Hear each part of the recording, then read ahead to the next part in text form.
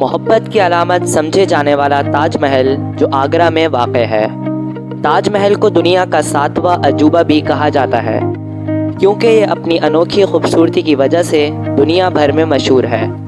42 ایکڑز پر پھیلا دور سے چمکتا تاج محل انڈیا کے شہر آگرہ میں موجود ہے۔ اس خوبصورت شاہکار کی تعمیر 22 سالوں میں مکمل ہوئی۔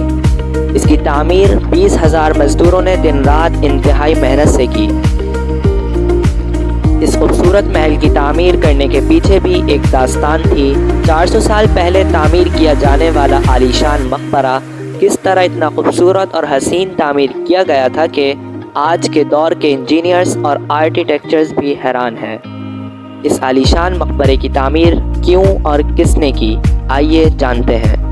سن 1607 میں جب مغلوں کی حکومت تھی، مغل شہنشاہ کے سب سے چھوٹے اور چہیتے بیٹے جس کا نام شہاب الدین محمد خرم تھا، جب وہ 15 سال کا ہوا تو مغل شہنشاہ نے شہزادہ خرم کی شادی اپنی ایک وکیل کی بیٹی سے کر دی جس کا نام ممتاز محل تھا۔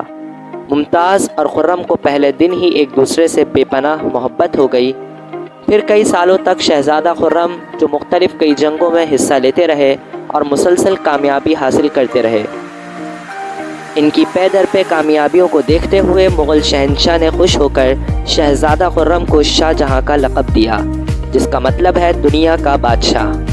اسی دوران شاہ جہاں کی مزید شادیاں بھی ہوتی رہیں۔ اس زمانے میں شہزادہ اور بادشاہوں کی بے شمار بیویاں ہوا کرتی تھیں۔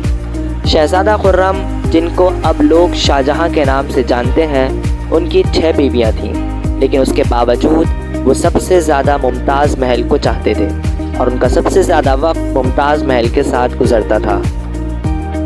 اسی طرح وقت گزرتا گیا اور 1621 میں مغل شہنشاہ کی طبیعت ناساز رہنے لگی اور وہ بستر کے ہو گئے۔ کافی علاج معالجے کے باوجود وہ ٹھیک نہ ہو سکے اور اس دنیا سے چل بسے۔ شاہ جہاں جو پہلے ہی کافی کامیابیاں حاصل کر چکا تھا، اس نے 1628 میں اپنے والد کا تخت سنبھال کر ساری ذمہ داریاں اپنے سر لیں۔ مغلیہ سلطنت اپنے نئے شہنشاہ سے بہت خوش دکھائی دیتی تھی۔ یہ وہ وقت تھا جب مغلیہ سلطنت اپنے پورے عروج پر تھی۔ مغلیہ سلطنت پورے انڈیا، پاکستان اور افغانستان کے بھی مختلف حصوں پر راج کرتی تھی۔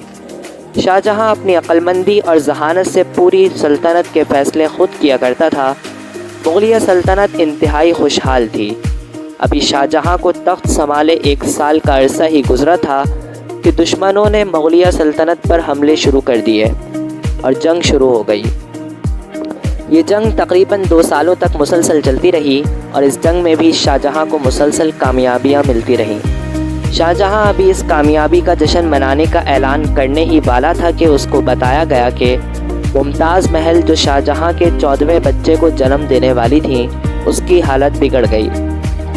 حالت مزید خراب ہونے کے باعث 17 جون 1631 میں ممتاز محل اس دنیا سے رخصت ہو گئیں۔ یہ خبر شاہ جہاں پر کسی قیامت سے کم نہ تھی۔ وہ پوری طرح ٹوٹ چکا تھا اور مغلیہ سلطنت میں جشن کے بجائے ماتم ہونے لگا۔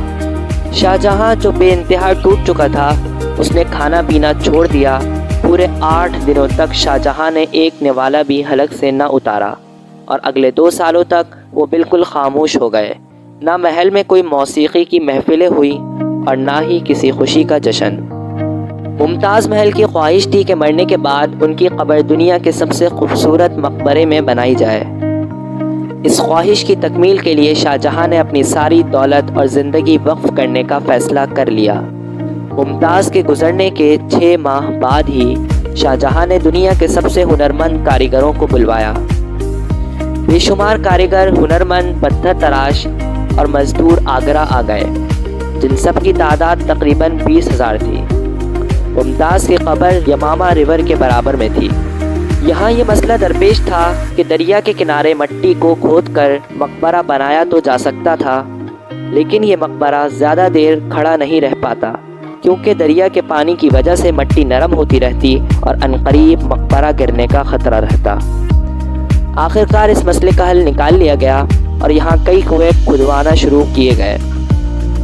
یہ کنویں اتنے گہرے کھدوائے گئے جب تک ان گڈھوں سے خشک زمین نہ نظر آ جاتی، اور پھر ان گڈھوں کو پتھروں اور گارے سے بھر دیا گیا اور ان کے اوپر مٹی کے بھاری کالمز کھڑے کیے گئے۔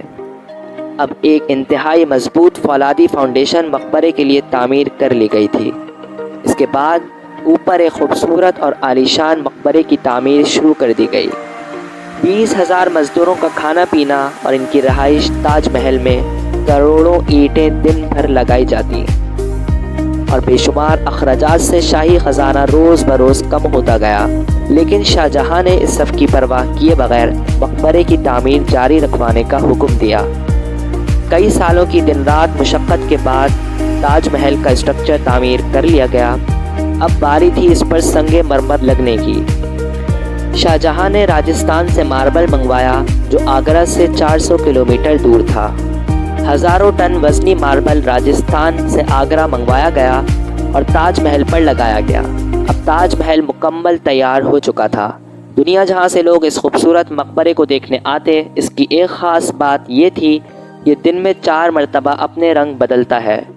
سورج نکلنے سے پہلے یہ خوبصورت کالے رنگ کا شیڈ دیتا ہے، سورج نکلنے کے بعد لائٹ یلو شیڈز دیتا ہے، اور سورج ڈوبتے ہوئے یہ نیلے رنگ کا دکھائی دیتا۔ شاہ جہاں نے اپنی مرحومہ بیوی کی آخری خواہش کو پورا کرنے کے لیے پوری زندگی اور دولت و آسائش وقف کر دی اور اس کی یاد میں دنیا کا سب سے خوبصورت مقبرہ تعمیر کر ڈالا۔ شاہ جہاں نے اس شاندار عمارت کا نام بھی ممتاز محل رکھا اور بعد میں ممتاز محل سے اس کا نام بدل کر تاج محل رکھ دیا گیا۔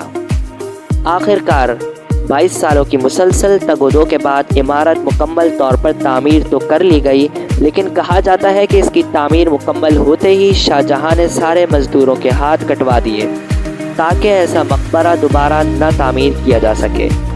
اس پورے ٹائم پیریڈ کے بعد مغلیہ سلطنت کا زوال شروع ہو گیا۔ 1658 میں شاہ جہاں اور ممتاز محل کے بیٹے نے شاہی تخت الٹ دیا اور خود بادشاہ بن گیا۔ شاہ جہاں کو اسی کے بیٹے نے قیدی بنا کر قید کر لیا۔